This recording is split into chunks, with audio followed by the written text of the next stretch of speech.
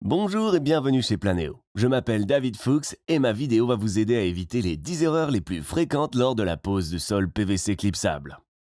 Pour que vous puissiez profiter de votre sol PVC clipsable pendant des années, il est très important d'éviter certaines erreurs. Regardez ce cas de figure, un sol vinyle bien posé dans un grand espace, là où on vit, où on cuisine, où l'on s'assoit, où l'on mange. Il est donc important de savoir quelles sont les erreurs à éviter lors de la pose. Et c'est ce que nous voulons montrer dans cette vidéo, comment éviter les erreurs, point par point, étape par étape. Venez avec moi, je vais vous montrer.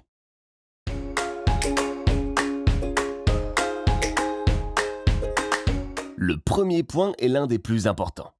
La livraison de la marchandise chez vous. Vous voyez maintenant que nous avons bien emballé le matériel.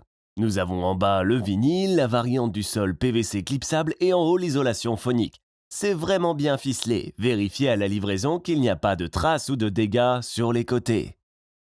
Il est très important de ne pas commencer la pose tout de suite.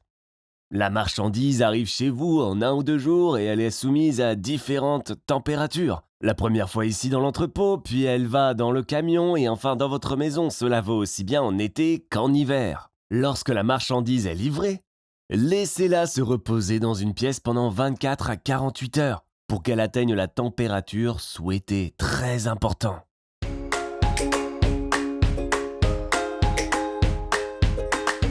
Nous allons maintenant passer au point suivant qui est l'un des plus importants. Avant de commencer l'isolation phonique et la pose du revêtement de sol PVC clipsable, il est très important, avant même que la marchandise ne rentre dans la pièce, de contrôler le support. De plus, ils ont tous une tolérance d'environ 1 mètre sur une pente de 2 à 3 mm. C'est très important pour que la variante à clic tienne. Vous le voyez maintenant dans cette pièce, on a déjà ragré, également à 0, également sur du carrelage, et cela doit être une surface homogène. Mais il faut le faire partout, sur tous les supports. C'est très important. Sinon, vous perdez la garantie, peu importe si vous avez un support en bois, un vieux PVC ou de la moquette en dessous. Ce n'est pas possible, le support doit être parfaitement préparé, absolument tel que le fabricant le prescrit. Sinon, vous perdez la garantie. Mais vous pouvez aussi obtenir des informations plus détaillées sur notre chaîne. Nous avons déjà filmé pour vous des vidéos sur la manière de procéder dans différents domaines et nous pouvons vous donner plus de détails.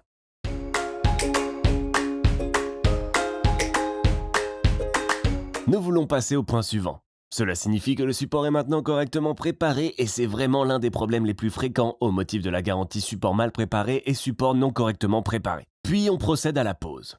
Maintenant que la marchandise est livrée, qu'allons-nous faire? Les paquets sont maintenant déposés dans les locaux où le support est préparé avant l'application de l'isolation phonique. Il est bien sûr essentiel que vous lisiez attentivement les notices d'emballage. Et peu de gens le font, quel que soit le fabricant ou la marque de revêtement de sol que vous achetez. Il est crucial que vous lisiez attentivement les instructions de pose dans les moindres détails. Parce que si vous avez ensuite une réclamation sous garantie et que le fabricant constate que l'on n'a pas respecté ses consignes, aucune réclamation ne sera prise en compte. Cela devient immédiatement de l'histoire ancienne. Ensuite, le commercial repartira immédiatement en disant « Désolé, vous n'avez pas respecté la consigne, vous n'avez pas lu ». C'est pourquoi je m'adresse aussi aux poseurs expérimentés. S'il vous plaît, lisez-le. C'est dans l'emballage. Prenez le temps de lire et de vous tenir exactement à ces points. Ainsi, la pose réelle se déroulera sans problème et vous bénéficierez d'une garantie et d'années de plaisir avec votre sol.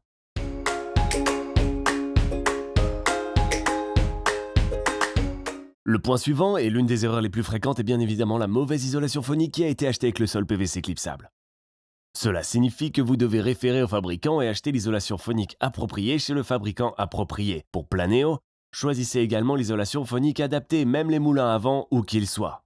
C'est toujours très important, ne jamais ajouter une mousse bon marché à un sol PVC clipsable. Impossible pour les sols, ils sont trop mous, l'assemblage par clic se détend, cela est lié à la résistance à la pression. Vous le trouverez également dans les instructions de pose, veuillez également vous conformer aux instructions du fabricant, les revêtements de sol complets ne sont pas adaptés. Vous avez d'autres questions? Nous avons également de nombreuses vidéos à ce sujet. N'hésitez pas à les regarder, sinon contactez-nous. Erreur fréquente, très importante, mauvaise isolation phonique pour le mauvais sol PVC clipsable.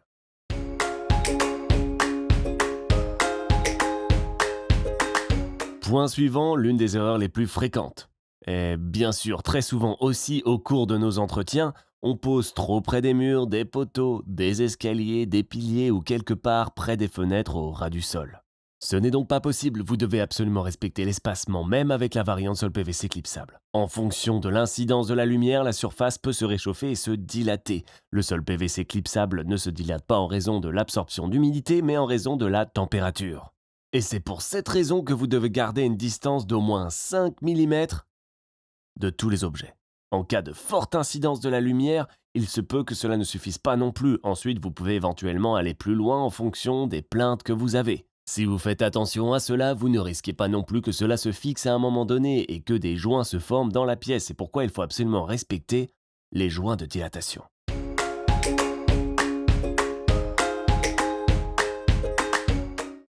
Un autre point qui entraîne souvent des erreurs de pose est justement la première rangée lorsque l'on ne travaille pas avec des cales.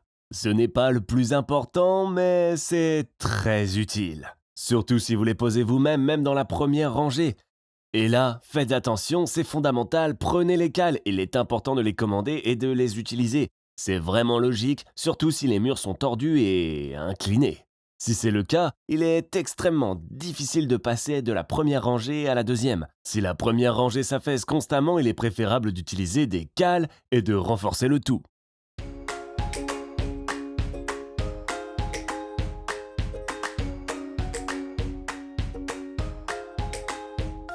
Et surtout maintenant que vous posez la rangée suivante, vous pouvez aussi, si vous travaillez avec une cale de frappe ou une autre, travailler avec une cale de montage ou à la main pour que la première rangée ne glisse pas constamment. C'est pour cela que les cales sont si importantes et qu'elles permettent une bonne assise. Les erreurs de pose sont donc fréquentes car les cales ne sont pas utilisées.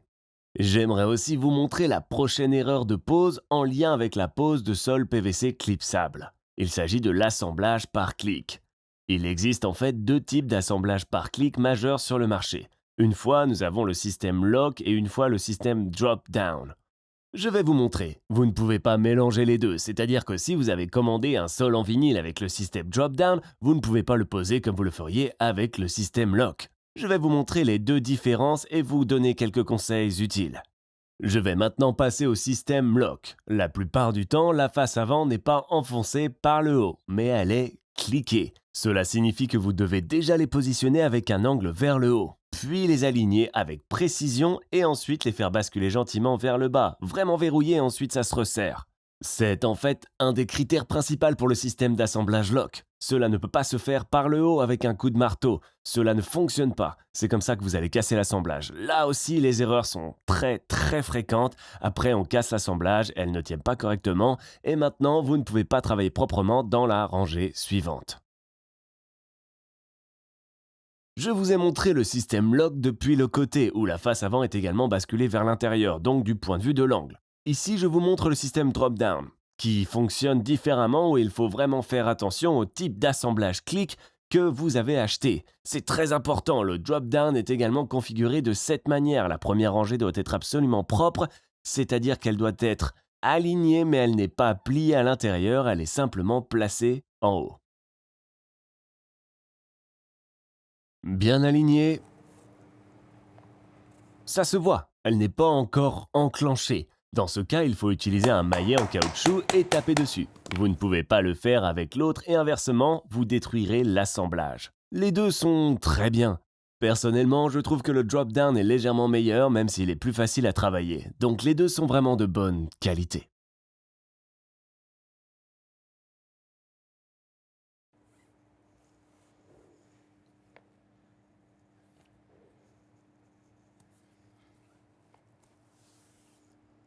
La première fois, on enfonce la face avant, c'est le système lock. Et la seconde fois, on travaille avec un maillet en caoutchouc, c'est le drop-down. N'utilisez jamais le maillet en caoutchouc sur l'autre et n'essayez pas de faire rentrer le drop-down car vous détruirez l'assemblage frontal, le nez, et il ne tiendra plus correctement. Ce sont vraiment des erreurs qui se produisent. Regardez les vidéos de pause chez nous, regardez exactement ce que vous avez acheté et procédez ensuite exactement comme indiqué dans la vidéo.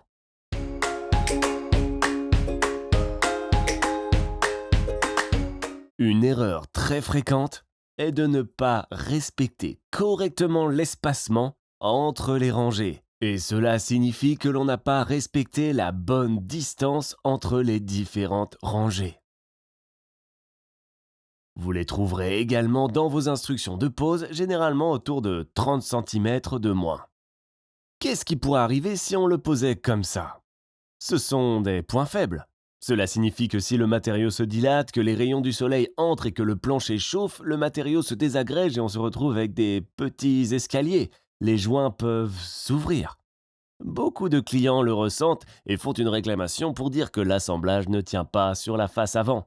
Et ainsi de suite, très souvent le cas.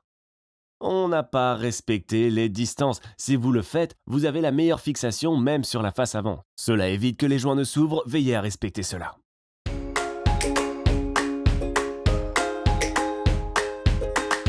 Le point suivant est une erreur très fréquente. Dans les grandes pièces, on se déplace souvent à travers et cela ne marche pas. Nous devons impérativement poser un joint de dilatation pour la plupart quelque part à 10 mètres. Si vous ne savez pas exactement ce qu'il faut faire, lisez les instructions, c'est très important. Et surtout, si vous avez déjà une séparation dans la chape, ne la posez pas non plus par-dessus. Ce n'est pas possible, vous devez aussi faire ressortir le joint de dilatation de la chape, comme c'est le cas ici. On le voit très bien, les deux pièces sont séparées, ici la chape est également séparée. C'est ici que l'on installe un joint de dilatation.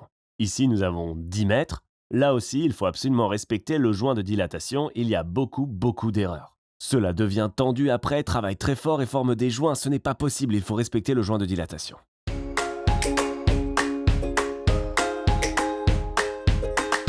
On se demande maintenant qu'est-ce qui est trop lourd. Quand une cuisine est-elle trop lourde? Quand est-ce que mon armoire dans le salon, le placard encastré est trop lourd? Quand est-ce que je ne devrais pas travailler en dessous? On ne peut pas le dire de manière générale et cela n'a pas forcément de rapport avec une indication de poids mais plutôt avec la charge surfacique.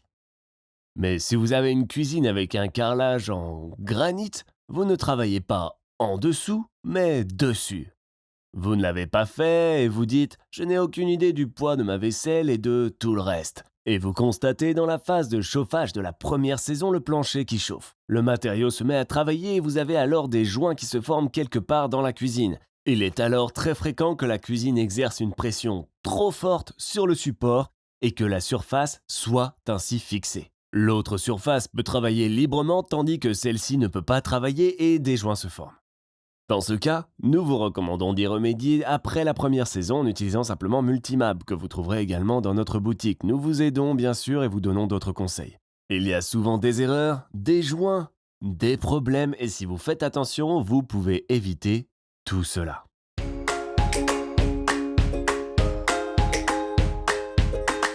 Une erreur fréquente se produit souvent au niveau de l'étanchéité à la fin pour les fenêtres au ras du sol ou dans la salle de bain sur les bords. Si vous voulez appliquer du silicone, ne le faites pas avec de l'acrylique. Et ce silicone ne doit en aucun cas être utilisé sans un cordon PE. Cela signifie que si vous vous contentez de le décoller, vous pouvez aussi le faire de manière très esthétique. Mais si c'est lié au support, vous gardez le sol en place.